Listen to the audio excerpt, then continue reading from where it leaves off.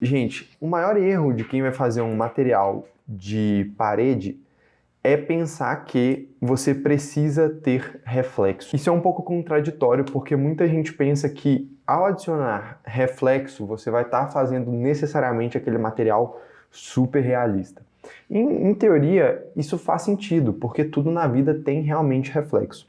Mas a partir do momento que você tem várias geometrias que você vai estar adicionando aquele mesmo material, isso vai pesar muito o seu render. E talvez nem faça uma diferença tão grande assim, né? Porque, vamos supor, uma parede, ela não é, né, a não ser que você esteja fazendo aquele material com uma tinta reflexiva ou alguma coisa desse tipo, uma parede não é um material que tem muito brilho, né? É um material necessariamente fosco. Então, se você não adicionar um reflexo, você não vai perder em qualidade, você vai ganhar em tempo, porque o V-Ray não vai ficar calculando aquele reflexo. Então, a primeira coisa para você fazer um material de parede é você adicionar primeiro a cor no Diffuse. Eu vou fazer uma parede branca, então eu vou colocar aqui o branco 200, tá?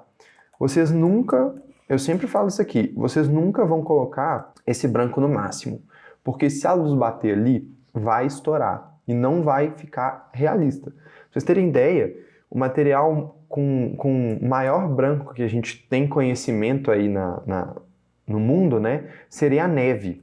E a neve tem algo em torno de 220. Em torno de 220 de branco, tá? Então, assim, esse é um valor que vocês não vão chegar, né? Mantém ali no branco 200, é uma claridade, né, da textura interessante. A próxima coisa que a gente vai fazer é adicionar um bump. A gente vai pular o reflexo, porque não vai ter. A gente vai pular a refração, porque não vai ter. E vai simplesmente adicionar detalhes finos à nossa geometria. Então, eu vou vir aqui no bump e eu vou lá adicionar um bitmap.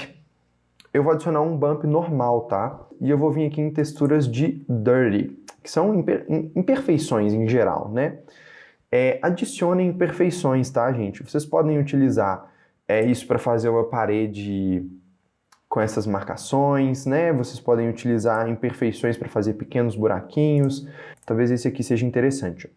Então, gente, como é que isso vai funcionar, né? A gente já explicou o bump aqui em outras situações, mas é sempre válido reforçar. O bump funciona através de tons de cinza. Então, quanto mais branco, mais alto vai estar a sua geometria.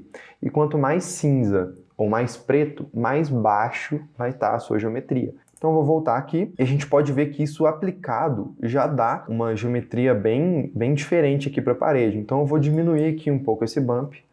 Vou colocar em 0,5. Então, eu vou entrar aqui e eu vou Apply to Selection, tá? O nosso material. Então, se a gente ver aqui, ó, a gente não tem nada, né? A gente não consegue ver nada, tá? Tá tudo branco e isso é um problema, porque a gente não sabe que tamanho que tá essa textura que a gente pôs para o nosso relevo. Então, uma coisa interessante é utilizar o Binding. O Binding vai estar te ajudando a mapear praticamente qualquer material. Então, eu vou vir aqui, copiar a nossa textura do Bump e aqui no Texture Mode, eu vou mudar para Custom. Então eu vou adicionar aqui em Paste as Copy.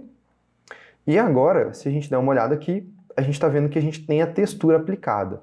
E tá vendo como é que é importante você ter essa noção de mapeamento? Porque ficou uma textura totalmente repetida e pequena, né? Então isso ia estar muito ruim no render. Então, como a gente está tendo essa visualização agora, a gente consegue vir aqui na bandeja padrão e alterando esse valor, eu vou colocar 200 para a gente ter esse tipo de marcação aqui. Ah, Felipe, tá bem repetido. Sim, gente, até tá bem repetido. Mas essas texturas aqui, elas vão servir mais para marcação e detalhe. Então isso não vai ser algo que vai ficar 100% evidente.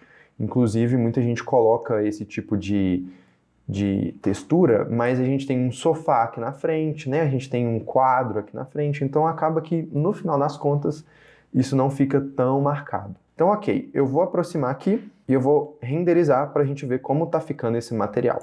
Tá vendo, então, que a gente tem essas imperfeições? Eu achei essa intensidade talvez até interessante. E aí, o que vai variar de parede para parede é o tipo de material que você quer, né? Então, isso aqui é uma coisa muito interessante. Se você quiser mudar a cor também, você totalmente livre, então a gente pode vir aqui, vamos supor que eu quero colocar um tom mais avermelhado. Nunca, gente, nunca coloquem essa textura aqui no máximo, porque olha como que estoura. Não fica legal, tá? Não fica legal. É muito interessante vocês utilizarem essas variações com tons de cinza, né? Esse tipo de variação, mesmo que esse aqui seja o seu vermelho máximo, por exemplo, você não precisa colocar esse valor muito próximo aqui, porque senão vai ficar estourado e vai ficar ruim. Então, esse é o jeito que a gente costuma fazer paredes aqui na Ice, é muito prático e não pesa o seu render, né? Eu acho que essa é a melhor vantagem.